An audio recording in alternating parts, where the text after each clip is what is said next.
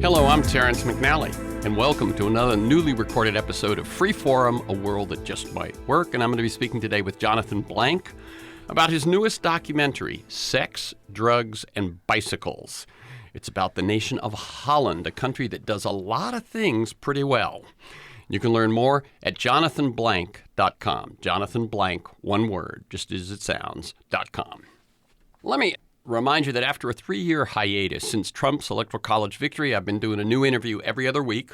Paul Hawken on climate change, Naomi Klein on her book No Is Not Enough, Arlie Hochschild on her book Strangers in Their Own Land and the Stories That Divide Us, Robert Wright on why he's a Buddhist. The show airs as specials on KPFK 90.7 FM in LA and streams weekly on the Progressive Voices Network on TuneIn. And podcasts are available anytime, anywhere on Apple Podcasts, Podomatic, Google Play, and about anywhere you can find podcasts these days. And at my site, terrencemcnally.net, TerrenceMcNally.net. A quick plug for participation, which I've also been doing since Trump's Electoral College victory. Here's a few websites and organizations that I think are doing a really good job of mobilizing people and standing up for, what needs to happen. Indivisible.us, Indivisible, one word, of course, .us, and that is a group that emerged soon after that election in 2016 and has at least 5,000 local groups. You get an email every week giving you 4 or 5 things to do that week. A couple of organizations that were primarily digital for years but have coordinated over the last few years much more with grassroots. On the national level, moveon.org. That's moveon.org. And in California, Courage Campaign, one-word.org. And then 2 that are very specific, 5calls.org. That's the number 5 and the word calls. And that tells you some timely and relevant calls you can make to your representatives, and townhallproject.com. One word, Town Hall Project. That tells you when your representatives are going to be holding meetings in your area where you can go and meet with them face to face. And then since climate change is certainly in the news and in the future and in the present, 350.org, probably the largest global organization organizing to confront climate change. Okay, to today's show. I spent a few days in Amsterdam in 2008, and the word I found myself saying over and over to describe the country and the people was civilized. So much of how they do things just makes sense. I mean, what do you say about a country whose national symbol is a form of renewable energy? I mean, come on. But beyond the windmills, the cannabis coffee shops, and the red light district, the economy of the Netherlands is one of the best in the world. They're in the top 5 of almost every quality of life index, and they're number 1 for work-life balance.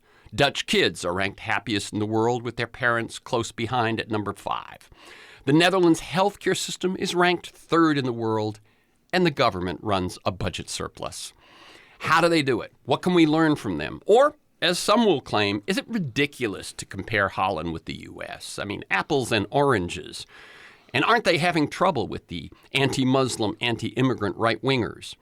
If, like me, it drives you crazy that Americans so proudly ignore learning anything from any other country, Jonathan Blank's new documentary, Sex, Drugs, and Bicycles, will be infuriating. Blank is a filmmaker, writer, high-tech entrepreneur, and martial artist. He is CEO of Reading Kingdom, an online reading teaching platform. His books include Secrets of Dragon Gate, Ancient Taoist Practices for Health, Wealth, and the Art of Sexual Yoga, and Still as a Mountain, Powerful as Thunder. And among Jonathan's films as writer, producer, and director are Sex, Drugs, and Democracy, Anarchy TV, Collecting America, and his newest, the one we're talking about today, Sex, Drugs, and Bicycles. Welcome, Jonathan Blank, to Freeform, A World That Just Might Work. Hey, Terrence. It's great to be here. Thank you for having me on. Very welcome. And let me tell listeners, we're recording this conversation Tuesday, October 1st.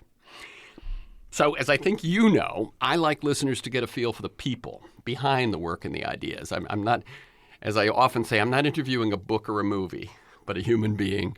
Can you talk briefly about your path? I mean, just in that brief bio, there's a lot of tangents there about your path to the work you find yourself doing today. And so that people get a sense for you, feel free to go way back. Mention mentors, turning points, moments of decision, that sort of thing.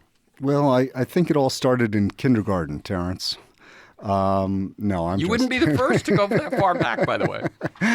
I think I've been very fortunate to grow up in a family that encouraged a lot of questioning and challenging existing notions of the way things are and the way things should be.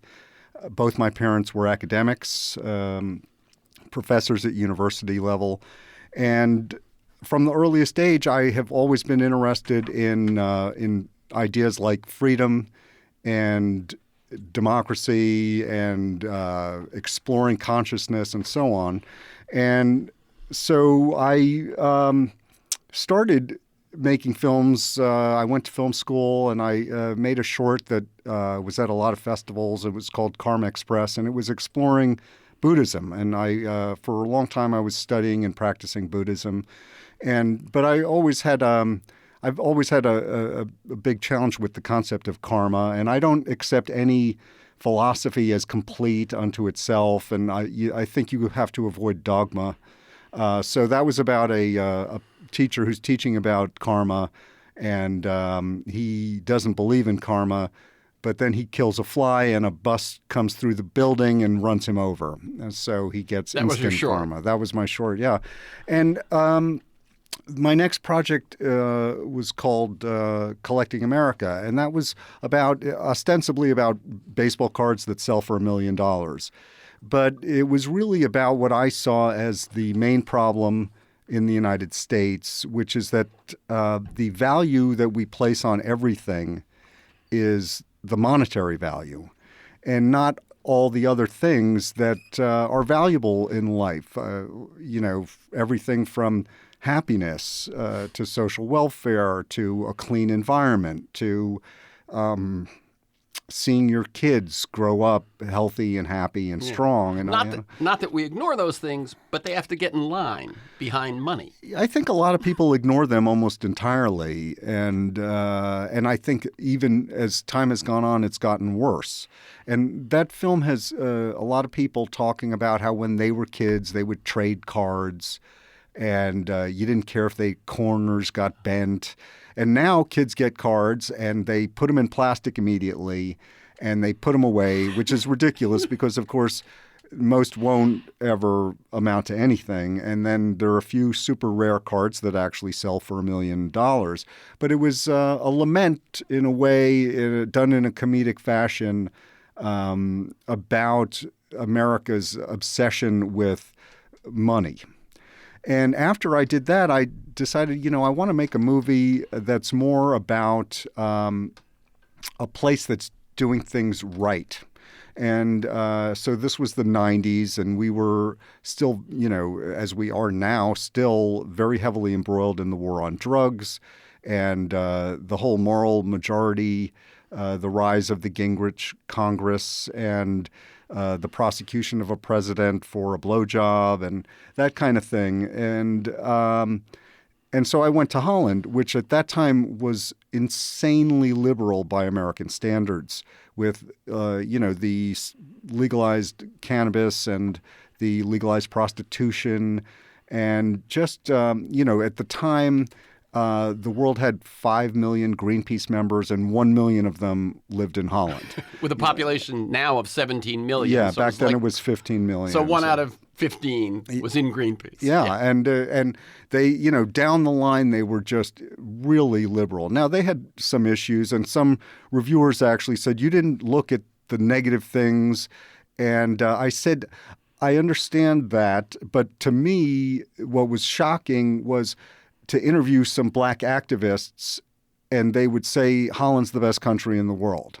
And so to me, I could have gone, and if I'd pressed them, they could have said, yeah, Holland has this problem and this problem and this problem. But I was interested in it, and there were gay people in the movie going, this is a gay paradise. And that was before gay marriage was legalized in America. So it was shocking to me the extent of how liberal it was. Now, since that time, 9/11 happened. And 9/11 really, I think, changed the world in a very negative way. And it became this way of right-wing people polarizing populations based on the hatred of Muslims and immigrants. Let me cut in for a second. Yeah. I was surprised. I suppose I shouldn't have been.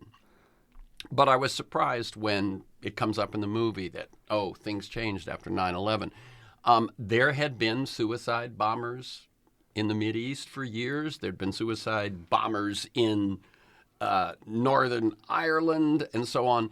And yet 9/11 was we know what it did here, but it was a significant culture change in Europe and the Netherlands as well. Worldwide, it's been used. And the arguments that were then created by the Bush administration about why they had to take away people's rights, why they had to go to war, all based on lies or misrepresentations or outright propaganda, have been utilized by groups everywhere. And just as you see now people around the world using Trump's lies and propaganda in the same way, America is truly an example to the rest of the world, and in good ways too. A lot of Dutch policies are based on studies that were done in the United States. We've come up with a lot of great things here over our history, but we have also had a very profoundly negative influence on the world, and 9/11 is one of those. So after 9/11, and then there were a couple of very high-profile murders of Dutch people by Muslim immigrants, and that, of course, fed into it. But the idea that then saw the rise of this right-wing politician named Geert Wilders, who's frequently known as the Dutch Trump, but that's not really accurate because he's not insane and he's not stupid, and so and he also another thing that's very important to note is right-wing in the Netherlands and in the rest of Europe does not mean opposition to the welfare state. It almost exclusively means hatred of immigrants. Right. I knew we'd get into this at some point. We're right here at the start. But One of the things that struck me was that right-wing, it was almost like, well, what's left to be right-wing about if they don't have the religious hang-ups. So they're not necessarily against gays or against sex or any of that. And they're happy with the welfare state, the health care, the vacations. Yes, and in fact, one of their big arguments is that, for instance, with regard to the welfare state, is immigrants are going to come in and use your health care, and they haven't paid into it for generations the way you have. And when it comes to gay rights, they align with gay people who feel like these Muslims are much more anti-gay than the general population, which is true. They are. They come from a totally different society. They are not integrated, and it takes time. And so, the enemy of my enemy is my friend kind of. Right. It's a wonderful triangulation, isn't it? It is, yeah, and it works. But one of the things, by the way, that I was thinking was at one point, again, as I'm watching the film, I hear someone say, well, we've had 20 years of right-wing governments. That's right. And yet, the welfare state, the sex, drugs, and so on doesn't seem to have changed. So that was. It really does indicate a deep difference with the United States. It is. Right-wing in Holland does not mean what right-wing means here.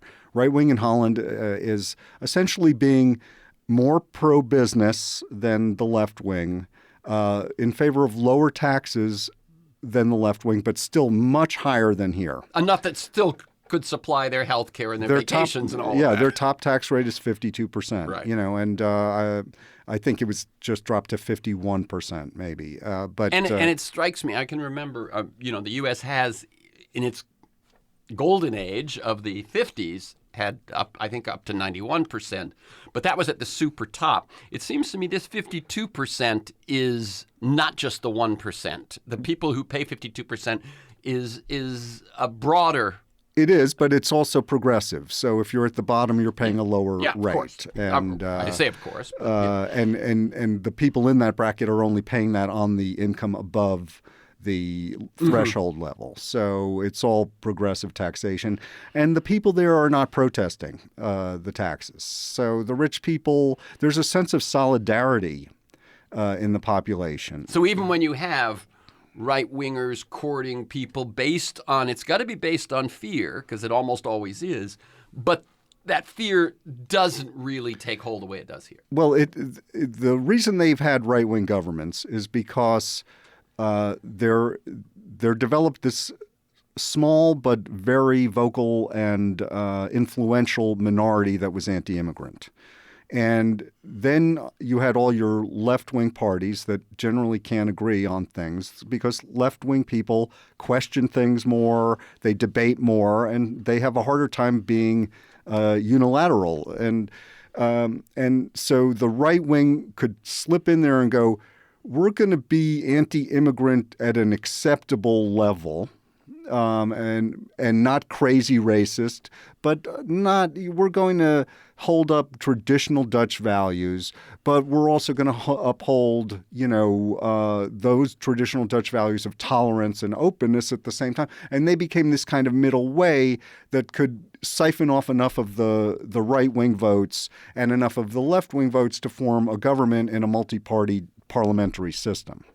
And it's actually works reasonably well in Holland, let's say, compared to a country like Israel, where you see tiny religious parties with incredible influence. Leverage. Yeah, and they don't have that in the Netherlands. But the left-wing parties have not been able to deal with the significant 20% of the people who are still supporting this crazy anti-immigrant position. And the Netherlands has some significant challenges. They're the smallest, most densely populated. They're the most densely populated country in Europe. Not smallest geographically, but among the smallest geographically. And there is very limited housing. There's a housing shortage, which has been a homeless problem? No homeless problem. But I was shocked spending all this time there. And there are homeless people, but I didn't see them. And for the most part, homeless people are people who are actually choosing to live on the street because they do have options for being off the street. And there are many social services available. There's nobody's dying on the streets the way they are here in Los Angeles. I forgot the recent number I read, but it's horrifying. The number of people who are dying, the homeless who are dying here in Los Angeles. I don't know that. Yeah, it's terrible. Well, if you got 58,000 people homeless.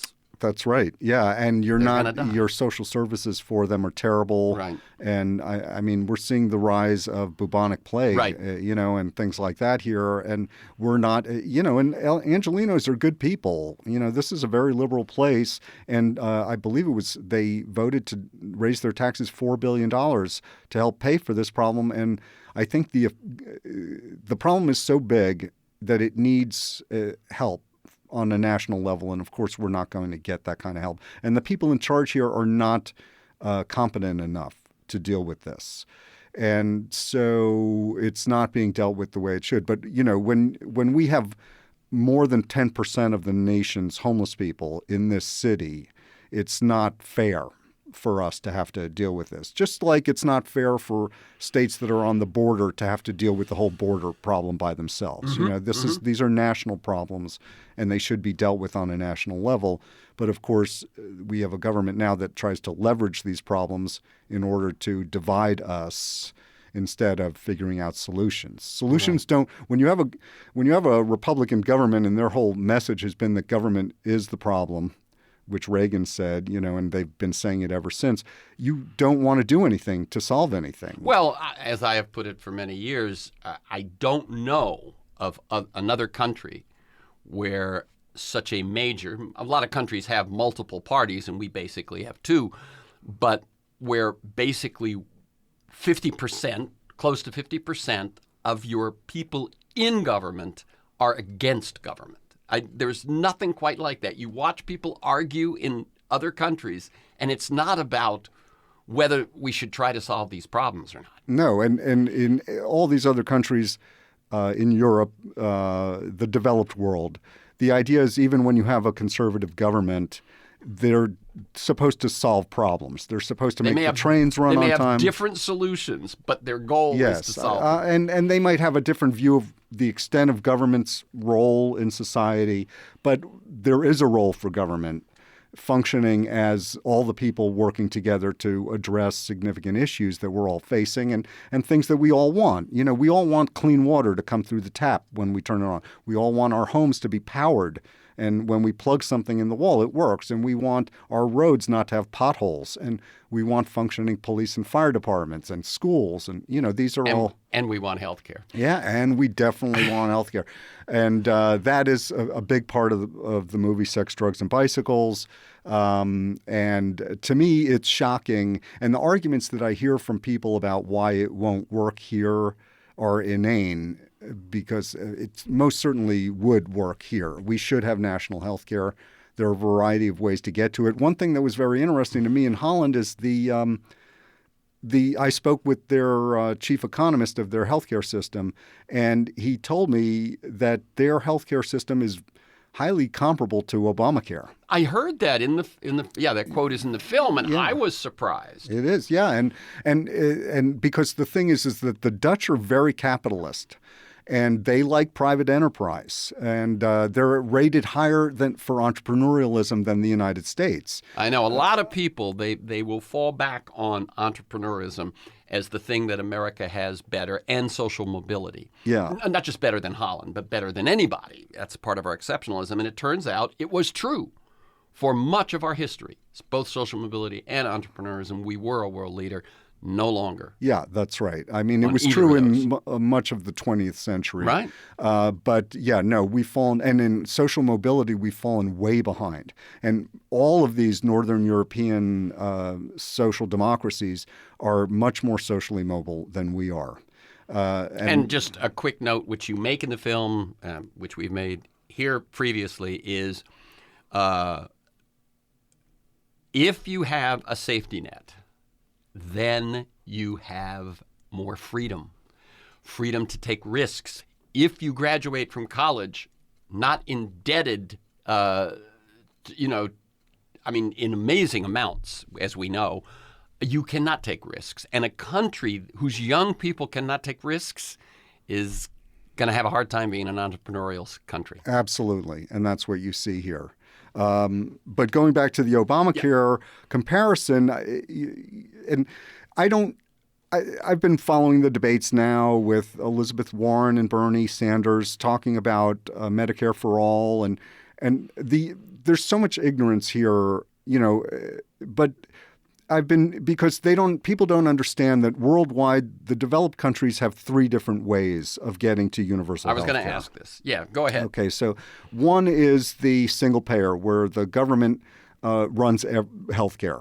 Okay, and that is comparable to, let's say, the VA here, where the VA has hospitals, doctors, and they pay for all the pharmaceuticals, and they run the entire healthcare system. The next one is where you have the government single-payer insurance, where the government is running the insurance company. So they won't necessarily run on the hospitals. They won't necessarily do that, but they are the backstop insurance for everything. That's right. And we have that here, and it's called Medicare. And that's what Medicare does. They determine price. They set price controls, and they except in pharmaceuticals. Except in pharmaceuticals, where the Republicans voted, and a lot of Democrats. To basically, the pharmaceutical companies voted. That's right. To not allow Medicare. That's right. Which is so un-American. It's beyond belief. I don't know how that was acceptable to anybody anywhere. Then the third. And by the way, examples. So Medicare is an example here. Canada is right. The Canada is not exactly the same system as the UK. Canada is a single-payer insurance. That's system. Correct. Okay. Yes, and the third is a kind of social health insurance policy. There are names that experts assign to these that I didn't use in the movie because they wouldn't mean anything to anybody. The single payer is called the beverage model after the man who invented it, but it's too complicated. Right. So I just called them by what they are. But the third one is essentially Obamacare, and where you have a kind of public-private partnership where you still have private insurance, but there are price controls, and the government fills in the holes to hopefully achieve 100% coverage. Now, Obamacare has been hamstrung from the beginning. Obama didn't ask for enough. I think he should have gone for something completely different in its entirety than what he did. But in the Netherlands, they're doing the same basic thing, except that they're doing it the way to make it work, because their government wanted to make it work, and our government has not. A significant part of our government has not wanted to make it work. So that's for right. Instance, Where when Obamacare passed, it was sort of first draft, right? And you knew it had to be tweaked. You knew it had to be improved. However, instead, it has been battling repeal ever since. So instead of adding to it, you've been on the defensive ever. And now is it 8 or 9 years? Well, it launched in 2014, right? I believe is the first year that it was active. There are Republican governors denying the Medicaid expansion, which they don't even have to pay for, and just to deny people health care. Their hatred of giving people health care is so strong. So, for instance, I asked the guy who was the economist at the Ministry of Health, I said, well, and they have 14 private insurers in the Netherlands for 17 million people, and I said, well, in the U.S., CEOs of the health insurance companies are making millions. Some are making $60 million a year. How do you have a system like yours and pay those people? And he said, if you have a company that accepts public money, and healthcare is public money, you cannot be paid more than the prime minister. And that was it. That's how they dealt with it. And the prime minister is he makes somewhere under 200,000? Yeah, it's about 160,000 euros a year. And so that's it. If you're doing this job, it's because you want to do this job. You want to help people. You want to cover people. And I mean, not to say that you wouldn't be able to buy a yacht, perhaps, if you made more than 200,000 euros. But you have a safety net. Your kids are not worried about college. You are not worried about health care. You are not worried. There's so many things. So that 200,000 allows a very good living. Yeah, it does. When you don't have to worry about these things. Interestingly, they are starting to have a problem with college debt, and it is becoming a thing that they are now debating on how to deal with. Yeah. So in general, they let the free market operate. And then at a certain point, they see, this is becoming a problem for our citizens. We have to regulate this. And then they regulate. The Dutch are very good at regulating, and it comes from a history of regulating the water flowing into their society. That's what I was thinking. I don't even think that was mentioned in the film, but that's what I was thinking. Given their situation, that what percentage is underwater? It's 17% of the land is reclaimed from the sea, and 27% is below sea level. Right. So and it used to be more. They actually flooded back a big part of the country that they had reclaimed for a variety of environmental reasons. I mean, they're open to these kinds of big experiments. But what you're saying is, when you face, and you actually face, that is, you acknowledge that that you have to contend with that problem of sea level, that problem of then you have to, it changes your mindset, and you have to look for solutions. One of the things that I've often thought is that the U.S. Had so many years where there was a frontier, where we were isolated. No one could attack us, and there was more land to grow and more place to move. We didn't develop that inclination to solve problems together. Well, we actually developed the reverse inclination that you solve problems by attacking people, taking their land, enslaving people, and stealing and killing and enslaving people to get what you want. And, I mean, look, I love America. I think there are a lot of amazing things here. I think we've brought a lot of super cool inventions and ingenuity to the world.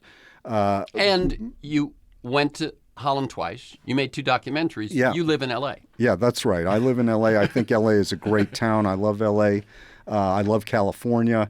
But loving, if you love your child and you see your child become addicted to OxyContin sold to them by the Sackler family, you want to help that child. You don't say, oh, go to hell, or I don't care because you're my child.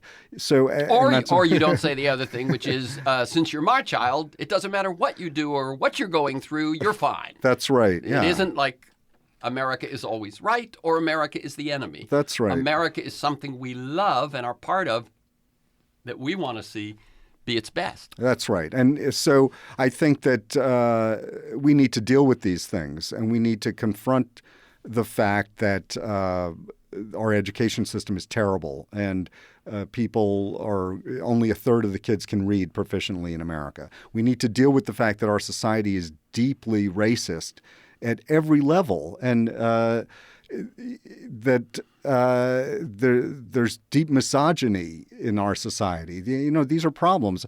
The Dutch are dealing with these things too. They're just dealing with them better than us and in different ways than we are. But, they have their history of slavery. They were deeply involved in the slave trade, and they were the brokers. They ran the ships, Yeah. A lot of the ships, and during their golden age, they made a lot of money from slavery. And that was, at the age at which Holland was at what had enormous power in the world.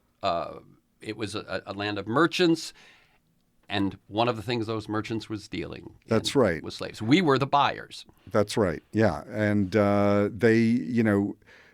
our society developed this plantation model in the South for economic development, and that required people to work for free to make it viable. It didn't actually require it, but that's how they chose to make it work. So, but the Dutch made their money on the slave trade, and they're still dealing with that. There's racism there, and they're dealing with that. There's gender issues there, and they're dealing with that. But in general, there's a high level of happiness. There's a high level of health. I think I get in. Some people see the trailer for the movie because they don't go to see the actual movie, and they say, and the trailer doesn't reference the U.S. at all, but they take saying good things about another country as an attack on the U.S. because that's kind of the Republican default mode of viewing everything. And they say America's the greatest country in the world. And I say to them, by what standard is America the greatest country in the world? Because I can't think of a single thing that we are number one at anymore, except for infant mortality, we're number one. Maternal death, we're number one in the developed world. Imprisonment, we're number one. Child obesity, child poverty, we're number one. You can go down the line, and we have third world level statistics on one thing after another. And while business is still doing well here, we're not even number one on GDP. So there isn't anything that we're number one on anymore. That you'd want to be. Yeah, that you'd want to be. That's right. Anything positive. And a lot of negative things we're number one on.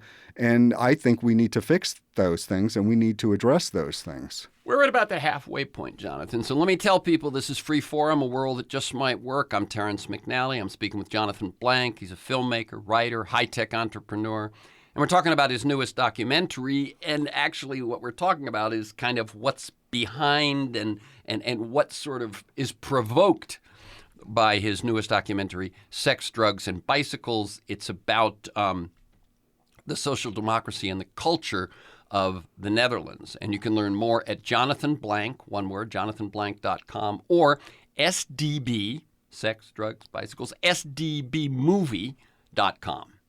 And for this week's conversation and many other interviews and articles, to join me in pursuit of a world that just might work, you can go to TerrenceMcNally.net, TerrenceMcNally.net, or a world that just might work. All one word, a world that just might work.com. They're the same website. If you want to receive a weekly email announcement telling you who's going to be on, what we're going to talk about, and usually 8 to 10 articles to flesh out the conversation, you can sign up at my site or you can email me at temcnally@mac.com.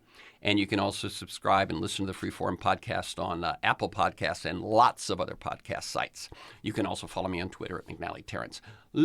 Since we've found ourselves in this comparison conversation, as I said in the intro, there are some people that would say, well, you can't compare. It's a country of 17 million. It's much more homogeneous, et cetera, et cetera. Let me skip that sort of and go to the next question, which is, why do you think America has such a hard time learning anything from anyone else? And let me, I've talked about this many times. Michael Moore made his movie, Where to Invade Next, which does a little bit what yours does, but it picks one aspect of a number of foreign countries. And it strikes me that this is one of our deepest, most, if we were a person, this would be one of our biggest psychological problems that we cannot imagine and aren't willing to learn. And it strikes me that if you truly have the can-do spirit, which is sort of what our culture hangs its hat on, they would look around, you'd see how other people did it, and you'd adapt it and do it better. What do you think? Because obviously you've made 2 documentaries. You've been thinking about this. What do you think is at the root of that? Well, an important thing to consider is that for many of these things, we don't need to model other countries because the other countries have already modeled us. And so, for instance, the soft drug, hard drug differentiation that the Dutch made. That's part of their policy. And the decision not to criminalize drugs comes from studies that were done in the United States. So we simply chose to ignore those for financial and political reasons. It worked for the Nixon administration to demonize drugs and associate them with black people and Latino people, and the anti-war movement, the long hairs, and so on. By the way, I'm sure you are aware of this, but I want to throw it in. Mike Gray, the late Mike Gray, in his book about the drug war, said every drug thing was racist at some level. That's correct. Yeah. It was because the Chinese did it, or because the Mexicans did it, or because the blacks did it. That's right. And that's how it's always been used. Yeah, I served on a board with Mike many years ago working on these issues. And and that's one area. But one thing after another, these technologies have developed here. Other countries use them. But this country, our government's controlled by big business. So if we have things that show that you can generate wind power cheaper or solar cheaper, but the oil companies are donating and controlling politicians, those things don't happen. Or they happen more slowly. Or that's one of the things is I think that we, in many, many cases, will eventually do the right thing. It's that 3 to 5 year, sometimes more, sometimes more. 20. The war on drugs has been going on forever. But it's that lag time where we know how to do it and we don't do it. And when it comes to healthcare, people say it won't work here, and I say as I pointed out before, we already have the 3 systems of healthcare working here. Medicare has a high approval rating from people in it. People want to get into Medicare. And it's one of the joys of getting old in this country. So we can absolutely do it. And the arguments are very poor against why it won't work here. And the 2 that are repeated constantly is the size, that they're much smaller. And the other one is the homogeneity that you raised. And with regard to the size, there are no studies that I'm aware of that specifically say that social services cap out at a certain size and then they no longer work. And Medicare proves that here because it works nationwide and people are happy with it all over the country. And I don't know the total numbers, but it's tens of millions of people are in Medicare. So it's an enormous program. Yeah. I mean, the number of people in Medicare, I'm guessing, is the number of people in these other healthcare systems in smaller populated countries. Yeah, it's more than most of them. And if you look at things like, if you just are focused on size, you can look at a state like Mississippi that's fewer than 3 million people. It's one of the worst states in the country. They're at like 48th or 49th in every social welfare category there is: education, life expectancy, imprisonment, and so on, just down the line. So the fact that they're small hasn't helped them, whereas the bigger states are doing the best in this country. You know, whether it's Texas that's doing among the best of the red states, California is doing quite well on many areas, despite the fact that we have enormous challenges. And I think we have to. I mean, somebody will deserve. We will get a deserved brickbat if we don't say that. What has happened recently, however, beyond just the homeless problem, is we are now number one in poverty. That's and right. It's because of the difference here. That's right. Our poor may be doing better than they are in Mississippi, but our rich are doing so much better that prices, the cost of living, the cost of rent, the cost of food, et cetera. And the number of billionaires here, because we have a lot of billionaires. But, you know, there's Medi-Cal, there are a lot of services. Yeah. And there are other states that are better on average than we are, like Massachusetts.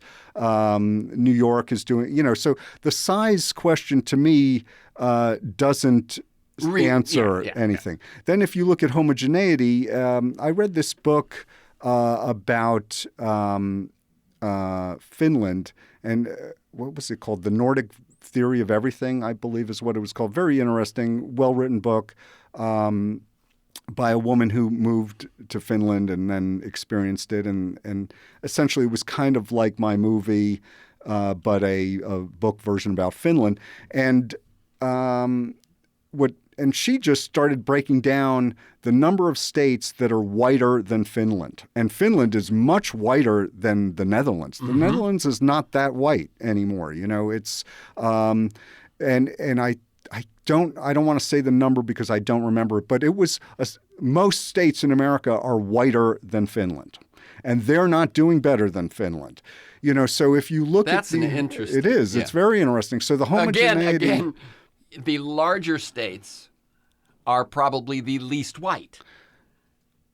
That's right. For the most part. Yeah. And what we're really talking about here, in some sense, is that rural-urban divide. It is, yeah. It's a big divide that's artificial or artificially manipulated to benefit certain people, as all of the divisions in the U.S. are. So I don't think the homogeneity issue is also, and I haven't read data about that. And to me, it's inherently racist to even say that, because it's somehow implying that when you bring people together, and what you're saying is you're mixing in a country like Holland that used to be all white, pretty much, that when you mix in these other brown people, suddenly it's not going to work anymore. And so I don't buy that argument at all, and I don't think that the evidence shows that it's true. And there isn't research showing that that race changes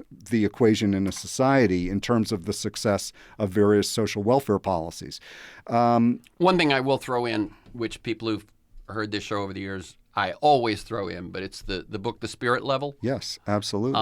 In which epidemiologists looked at 30 years of research globally and found that the countries that were the most equal from top to bottom had the best outcomes across the board: health, mental health, education, et cetera, and the countries that were the most unequal had the worst outcomes across the board that even for the rich in the U.S., a very unequal country. I mean, an outlier in terms of inequality.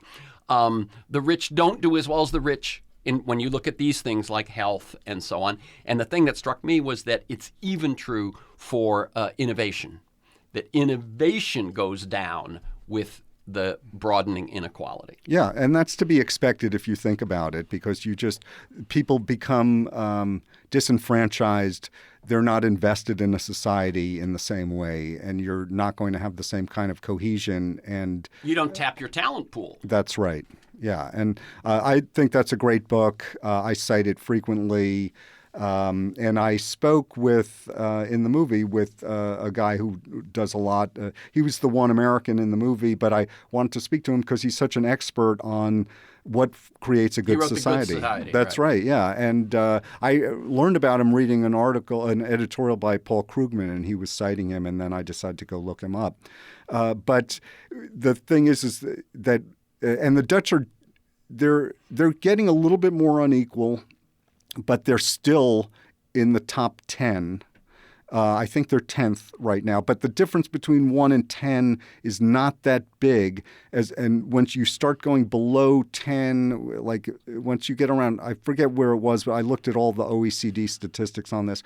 When you get past 15, it really starts increasing a lot. And by the time you get down to the U.S. level, the difference between the U.S. and the Netherlands and the other countries in the top 10 is enormous. We're talking inequality. Inequality, yeah. And so that is, I would say that is the biggest issue. I think also the issue of religion is a really big issue, because the best societies on earth are the least religious societies on earth.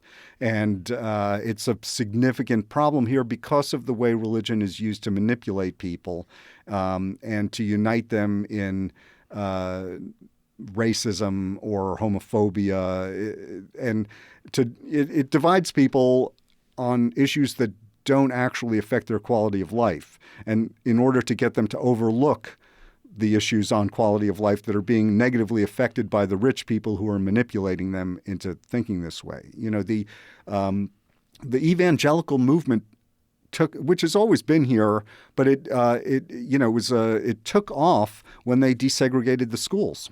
And that's when the whole homeschooling thing took off. And, so it's deeply rooted in racism.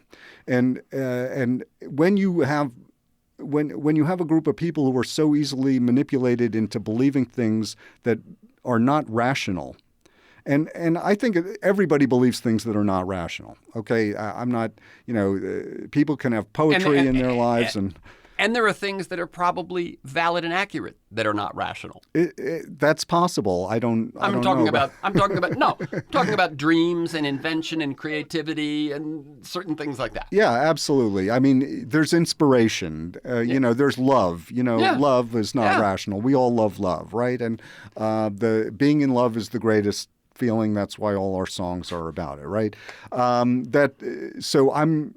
But what's important is not making policy decisions based on that, because there's no way to judge the effectiveness. There's no way to measure what's going on. And so when it comes to policy, you have to look at what is actually working.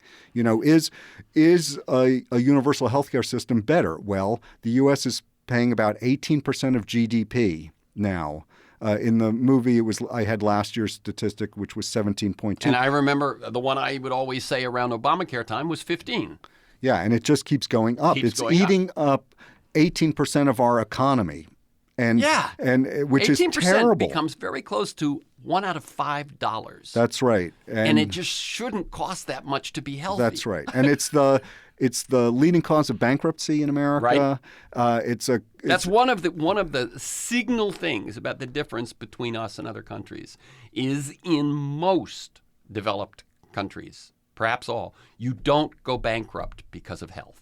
All, yeah. We're the only one. And here, it's the leading cause. That's correct, yeah. And that's bad for capitalism. A lot of these things that Republicans are in favor of and some Democrats and, corporate-owned politicians are in favor of are bad for capitalism. and they just lead to more accumulation of wealth by a handful of people, which is what you were talking about with the income inequality. Yeah. And so ultimately, it's just like playing Monopoly, right? In a game of Monopoly, everyone starts with the same amount, right? And which we don't do here. The social democracies try to even that out a little bit and make sure everybody has childcare and education and healthcare. So they try to make it so that right. When we talk about equality of opportunity means that that foundation, that what survival and a little bit of in the Maslow scale, right, is taken care of. So now you have the opportunity to say you have an opportunity. If you can't afford childcare, that opportunity that childcare is an obstacle for is not available. That's right.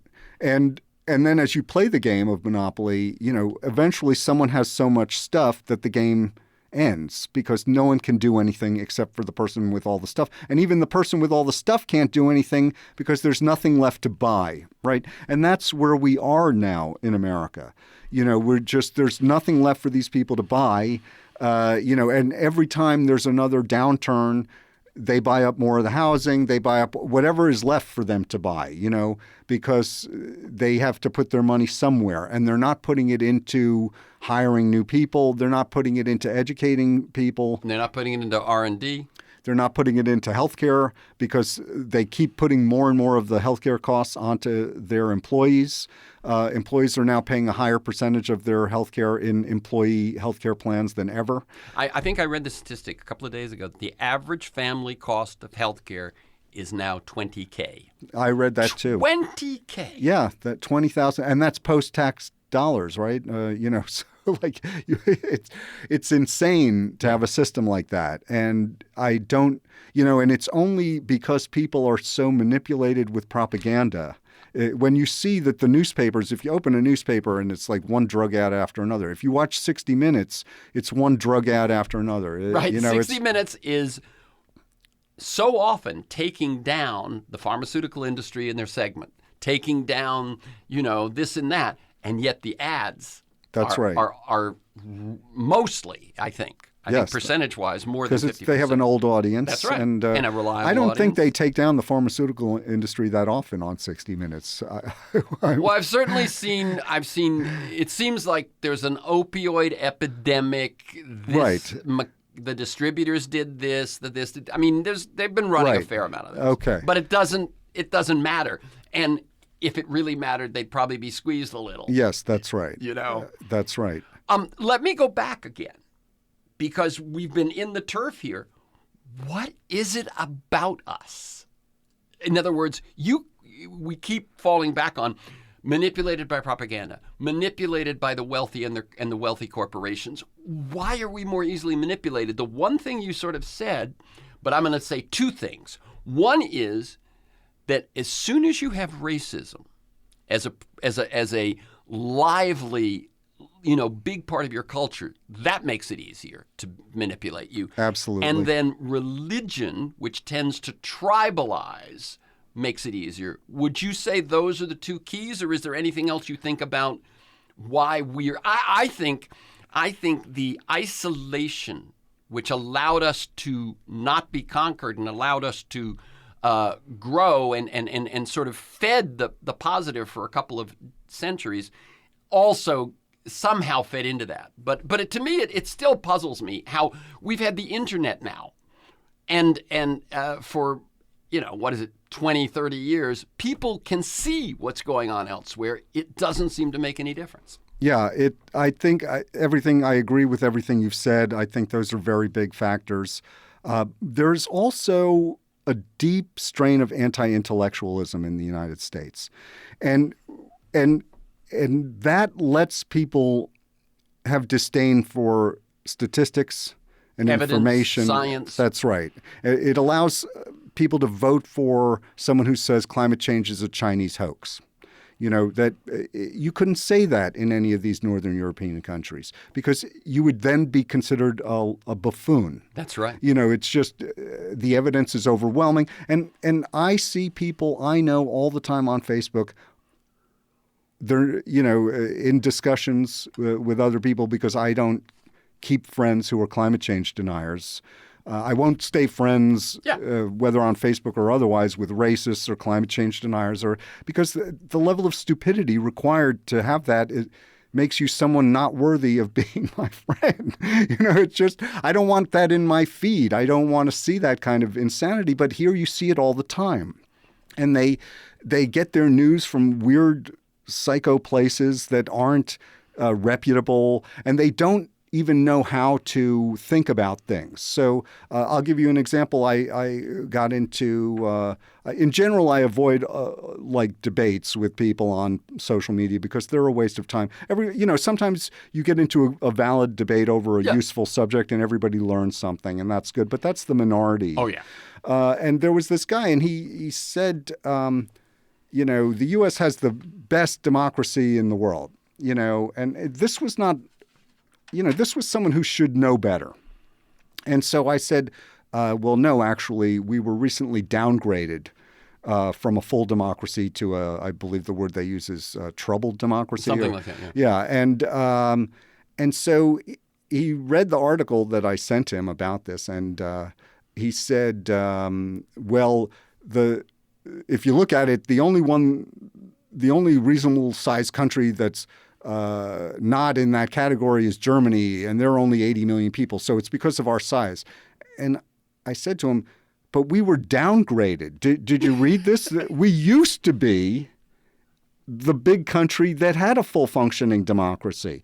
So you're not even able to read and analyze the data that's coming in because you're being manipulated into thinking, I have to say America is the greatest, and if I don't say America is the greatest, then I'm a traitor, or I'm.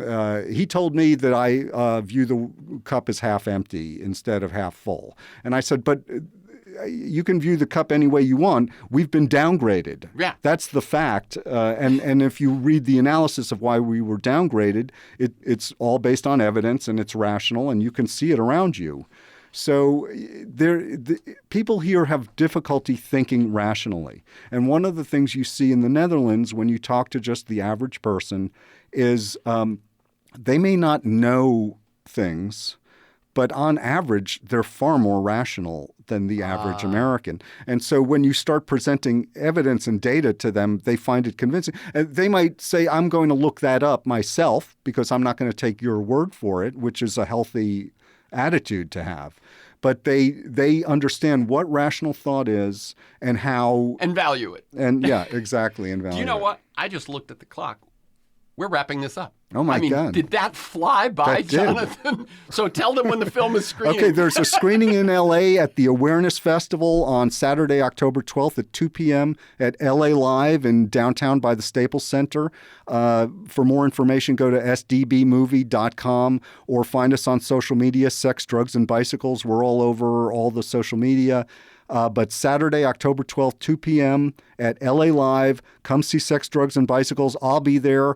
If you have questions or you want to challenge anything I said, I'm taking all comers. So come on down and we'll have a lively conversation. It would be great to see you there. Great. Okay. So again, the film is Sex, Drugs, and Bicycles. The websites are Jonathan Blank, Jonathan, B-L-A-N-K, Jonathan, and it's Jonathan, BLANK, jonathanblank.com, or SDB, Sex, Drugs, Bicycles, SDBmovie.com, or, as he said, the Sex, Drugs, Bicycles Facebook page.